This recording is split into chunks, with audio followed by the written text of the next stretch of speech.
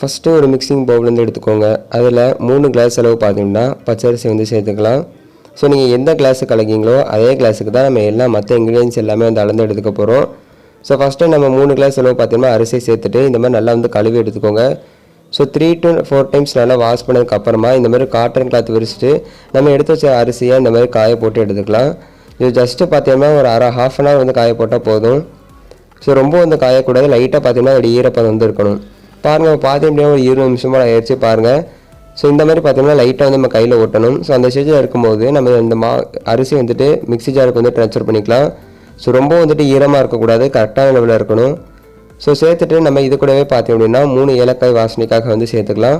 So சேர்த்துட்டு நல்லா fine பவுடரை வந்து இந்த மாதிரி அரைச்சி எடுத்துக்கோங்க. ஸோ அரைச்சி எடுத்த பவுடரை இந்த மாதிரி ஜல்லடை வச்சுட்டு நம்ம அதில் வந்து ஆட் பண்ணிவிட்டு நல்லா வந்து சளிச்சு எடுத்துக்க போகிறோம். ஸோ இதே மாதிரி பார்த்தோம்னா நம்ம எல்லா மாவையும் வந்து சளிச்சு எடுத்துக்கலாம். இப்போ நம்ம எல்லா மாவையுமே பார்த்தோம்னா செலிக்க ஆரம்பிச்சாச்சு பாருங்கள். ஸோ இந்த மாதிரி மேலே இருக்க மாவை பார்த்தோம்னா திருப்பி நம்ம மிக்ஸி ஜாரில் சேர்த்து அரைச்சி எடுத்துக்கோங்க. ஸோ இப்போ இன்னொரு மிக்சிங் பவுல் வந்து எடுத்துக்கோங்க. நம்ம எந்த கப்புக்கு பார்த்தோம் அப்படின்னா அந்த பச்சரிசி அளந்தமோ அதே கிளாஸுக்கு 3/4 கப் அளவு பார்த்தோம்னா வெல்லம் வந்து சேர்த்துக்கோங்க. ஸோ அது வந்து கரெக்டாக இருக்கும். ஸோ அது கூடவே பார்த்தோம் அப்படின்னா நம்ம ஒரு 1/2 கப் அளவு தண்ணி வந்து சேர்த்துக்க போகிறோம். ஸோ ஃபஸ்ட்டு இப்போ நம்ம வந்துட்டு வெல்லம் வந்து ரெடி பண்ணிடலாம். ஸோ நான் எடுத்து வச்சுருக்க வெல்லத்தை பார்த்தோம்னா மிக்ஸி ஜாரில் வந்து சேர்த்து நல்லா வந்து அரைச்சிட்டு இது கூட வந்து சேர்த்துருக்கேன். ஸோ இப்படி நம்ம சேர்க்கும் போது பார்த்தோம் அப்படின்னா நல்ல ஒரு கலரும் கிடைக்கும். அது மட்டும் இல்லாமல் பார்த்தோம் அப்படின்னா சீக்கிரம் வந்து மெல்ட் ஆயிரும். ஸோ இந்த மாதிரி செய்யும் போது நல்ல சூப்பராக ஒரு கலர் வந்து கிடைக்கும். இப்போ பார்த்தீங்கன்னா சேர்த்துட்டு இது கூடவே 1/2 கப் அளவு தண்ணி வந்து சேர்த்துட்டு நம்ம நல்லா வந்து மிக்ஸ் பண்ணிக்கலாம். பாருங்கள், நம்மளுக்கு ஈஸியாக வந்து கரைய ஆரம்பிச்சிருச்சு. ஸோ பார்த்தோம் அப்படின்னா நல்லா ஒரு 10 நிமிஷம் போல் ஆகிடுச்சு. வெல்லம் வந்து நிறையா கரைஞ்சி அது நல்லா வந்து திக்னஸ்க்கு வந்துடுச்சு. இந்த ஸ்டேஜில் ஒரு 1/2 டேபிள் ஸ்பூனாக பார்த்தோம்னா சுக்குத்தூள் வந்து சேர்த்துக்கலாம். சேர்த்துட்டு இது கூடவே பார்த்தோம்னா 1 டேபிள் ஸ்பூன் அளவு எள்ளும் வந்து சேர்த்துக்கலாம். சேர்த்துட்டு நல்லா வந்து கலந்து வந்து எடுத்துக்கோங்க. ஸோ இந்த மாதிரி கைவிடாமல் கலந்து விட்டுக்கிட்டே இருங்க. இப்போ பாகு பதம் பார்த்தோம்னா செக் பண்ணிடலாம். இந்த மாதிரி ஒரு கப்பில் லைட்டாக வந்து தண்ணி வச்சுக்கோங்க. வச்சுட்டு நம்ம பாக உள்ளே விட்டோம் அப்படின்னா நம்ம எடுக்க கையில் வரணும். இப்போ பார்த்தோம்னா அது வந்து தண்ணியில் கரைஞ்சிருச்சு. இப்போ பார்த்தோம்னா தண்ணியில் ஊற்றுமே பார்த்தோம்னா ஒரே இடத்துல இருக்குது. இப்போ பாருங்கள், நம்ம கையில் எடுக்கிறதுக்கும் வருது. ஸோ இதுதான் பார்த்தீங்கன்னா கரெக்டான கன்சிஸ்டன்சி. இந்த ஸ்டேஜில் நீங்கள் உடனே வந்து ஸ்டவ் ஆஃப் பண்ணிக்கோங்க. ஆஃப் பண்ணிட்டு இதில் 2 டேபிள் ஸ்பூனும் பார்த்தீங்கன்னா நெய் வந்து சேர்த்துக்கலாம். ஸோ உங்கள்கிட்ட நெய் இல்லை அப்படின்னா இதுக்கு பிறகு நீங்கள் டால்டா கூட வந்து சேர்த்துக்கலாம். பட் நெய் சேர்த்து செய்யும்போது நல்லா வாசனையாக இருக்கும். ஸோ சேர்த்துட்டு உடனே பார்த்தீங்கன்னா நம்ம இதில் வந்து மாவு வந்து ஆட் பண்ணணும். இல்லை அப்படின்னா பாகு பதம் பார்த்தீங்கன்னா மாறிடும். ஸோ கொஞ்சம் கொஞ்சமாக பார்த்தீங்கன்னா மாவு ஆட் பண்ணி எந்த ஒரு கட்டிகள் இல்லாமல் பார்த்தீங்கன்னா மிக்ஸ் பண்ணி எடுத்துக்கலாம். ஸோ ஃபஸ்ட்டு ஒரு 2 கரண்டி அளவு மாவு சேர்த்துட்டு நல்லா வந்து மிக்ஸ் பண்ணி விட்டுக்கோங்க.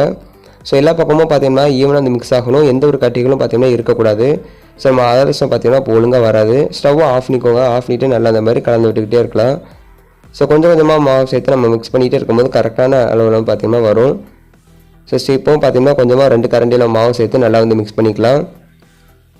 ஸோ நல்லா சேர்த்துட்டு எந்த ஒரு கட்டிகளும் இல்லாமல் மிக்ஸ் பண்ணி வந்து எல்லா மாவையும் வந்து எடுத்துக்கோங்க. இப்போ பார்த்தீங்கன்னா எல்லா மாவையும் சேர்த்தாச்சு. ஸோ பார்த்தீங்கன்னா நம்மளுக்கு வந்து கரெக்டாக வந்துருச்சு பாருங்கள். ஸோ இந்த மாதிரி பார்த்தீங்கன்னா இந்த மாவுடைய பதம் வந்து இருக்கணும். ஸோ ரொம்ப வந்து பார்த்தீங்கன்னா தண்ணியாக இருக்கக்கூடாது. இந்த மாதிரி பார்த்தீங்கன்னா லைட்டாக வந்து கெட்டியாக இருக்கணும் பாருங்கள். ஸோ இந்த மாதிரி கவுத்தணும் அப்படின்னா லைட்டாக அந்த ஸ்லோவாக பார்த்தீங்கன்னா நம்ம மாவு வந்து கீழே வரணும். ஸோ இது வந்து கரெக்டான ஸ்டேஜ்.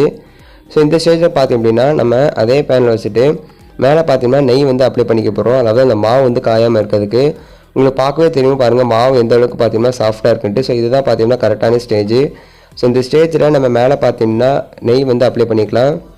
ஸோ பார்த்தீங்கன்னா 1 டேபிள் ஸ்பூன் நெய் எடுத்துகிட்டு இந்த மாதிரி ப்ரெஸ் வச்சு மேலே எல்லா பக்கமும் ஈவனாக வந்து ஸ்ப்ரெட் பண்ணி விட்டுக்கலாம். அந்த மாவு வந்து காயாமல் இருக்கிறதுக்காக.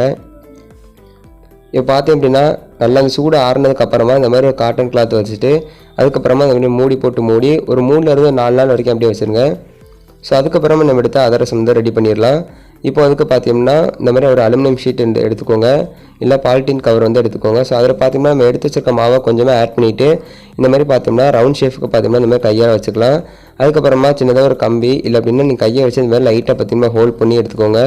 ஸோ ஹோல்ட் பண்ணதுக்கப்புறமா அதை அப்படியே லைட்டாக ரிமூவ் பண்ணிவிட்டு நம்ம ஹீட் பண்ணி வச்சுருக்க ஆயில் வந்துட்டு ஆட் பண்ணிடலாம்.